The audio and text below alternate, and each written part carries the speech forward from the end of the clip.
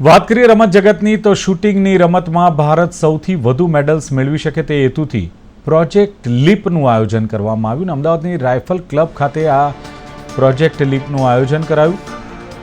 તો આયોજિત કાર્યક્રમમાં ગગન નારંગ સ્પોર્ટ્સ પ્રમોશન અને ઓલિમ્પિક ગોલ્ડ ક્વેસ્ટ દ્વારા સમર્થિત આ પ્રોજેક્ટ લીપ રાઇફલ અને પિસ્તોલ શૂટિંગમાં ભારતની આગામી પેઢીના ચેમ્પિયન્સને તૈયાર કરવા માટે સમર્પિત હાઈ પરફોર્મન્સ ટ્રેનિંગ કેમ્પની શરૂઆત થઈ છે. 2017થી ચાલી રહેલ પ્રોજેક્ટ લીપ 100% ટ્રેનિંગ, સ્કોલરશિપ, વિશ્વસ્તરીય કોચિંગ અને રમતવીરોના સર્વાંગી વિકાસ કાર્યક્રમ દ્વારા પ્રતિભાશાળી યુવા શૂટર્સને ઓળખવા અને તેમને પ્રોત્સાહિત કરવામાં આવે છે. વ્યવસ્થિત તાલીમ, નિયમિત મૂલ્યાંકન અને સમર્પિત પરફોર્મન્સ મેનેજર્સના વ્યક્તિગત સહયોગ દ્વારા આ કાર્યક્રમ રમતવીરોને રાષ્ટ્રીય અને આંતરરાષ્ટ્રીય સ્તરે સફળતા મેળવવા માટે તૈયાર કરવાનું એક ભગીરથ કાર્ય કરી રહ્યું છે.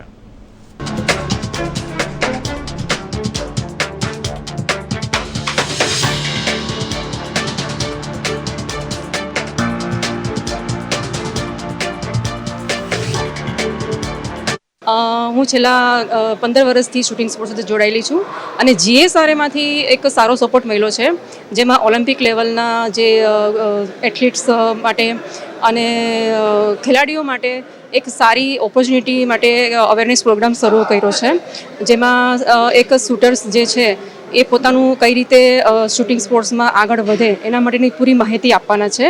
લગભગ 100થી વધારે એથ્લીટ્સ લોકોએ રજિસ્ટ્રેશન કર્યું હતું અને આજે એનો લાભ લેવાના છે.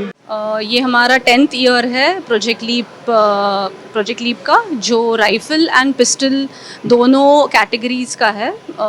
इसमें 10 मीटर राइफ़ल है, 50 मीटर राइफ़ल है, 25 मीटर पिस्टल है, एयर राइफ़ल पिस्टल है. ये कैटेगरीज़ की कोचिंग हम देते हैं एंड ये एक ईयरली प्रोग्राम है. It is completely funded program और आज हम यहाँ पे फर्स्ट टाइम ये अहमदाबाद में ये प्रोग्राम राइफ़ल क्लब में ऑर्गेनाइज़ कर रहे हैं. इसमें ऑलमोस्ट 18 से 20 शूटर है और 2 फॉरेन कोचेस है और 2 फॉरेन कोचेस है और 4 हमारे जो एकेडमी के कोचेस हैं कन्फो ग्लोरी के हैं.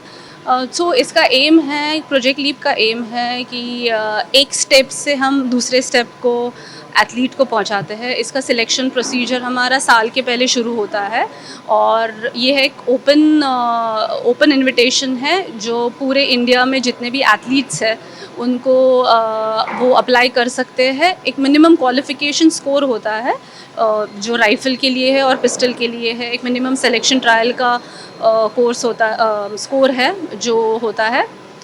इसकी एज लिमिट हमने स्टार्टिंग है 12 to 13 ईयर्स से 21 ईयर्स तक का है. ये एक इसमें पार्ट ऑफ ये मोस्टली एक जूनियर, सब junior and youth and junior category का ही प्रोग्राम है और इसमें हम फॉरेन कोचिंग देते हैं और इनको हम काफ़ी फैसिलिटी देते हैं, स्पोर्ट्स साइंस फैसिलिटी देते हैं, जिसमें हम इनका एक प्रॉपर प्लानिंग, एक स्ट्रक्चर बनाते हैं.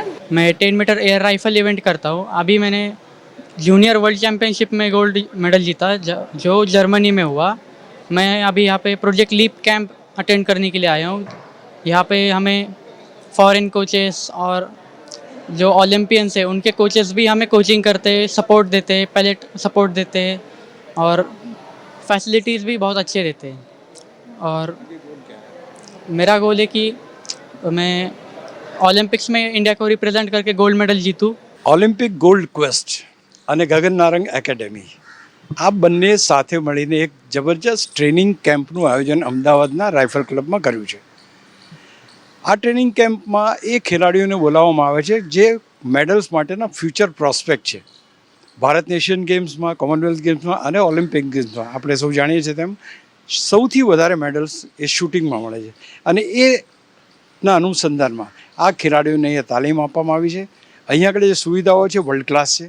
બીજી વસ્તુ કે અહીંયા પ્રેક્ટિકલ ટ્રેનિંગ ઉપરાંત ક્લાસરૂમ ટ્રેનિંગ પણ આપવામાં આવે છે કે કઈ રીતે કયા નવા નિયમો છે, કઈ રીતે ખેલાડીઓ તૈયાર થઈ શકે છે, કેવી રીતે ફિઝિકલ ફિટનેસ તમે જાળવી રાખશો, આ બધી તમામ બાબતોની અહીંયા ચર્ચા થાય છે. વિદેશી કોચિસ આવેલા છે, ઇન્ડિયન કોચિસ છે. ગગન નારંગ પોતે પણ અહીંયા આગળ સુપરવાઇઝ કરી રહ્યા છે, એમને સમગ્ર કાર્યક્રમને કન્ડક્ટ કરી રહ્યા છે. એટલે એક મહત્ત્વનો કાર્યક્રમ અમદાવાદના આંગણે યોજાયો છે. આ પર્ટિક્યુલર કાર્યક્રમથી કોમનવેલ્થ ગેમ્સ એટલે 2030ની વાત કરીએ એમાં પણ આપણને મળતા મેડલ્સમાં વૃદ્ધિ થવાની શક્યતાઓ છે, અને ત્યારબાદની ઓલિમ્પિક્સમાં પણ આ પ્રોગ્રામમાંથી ઘણા શૂટર્સ એ ભારતને મેડલ્સ લાવી શકશે. કેમેરામેન બંટી ડાગર સાથે અશોક મિસ્ત્રી, રાઇફલ ક્લબ, અમદાવાદ.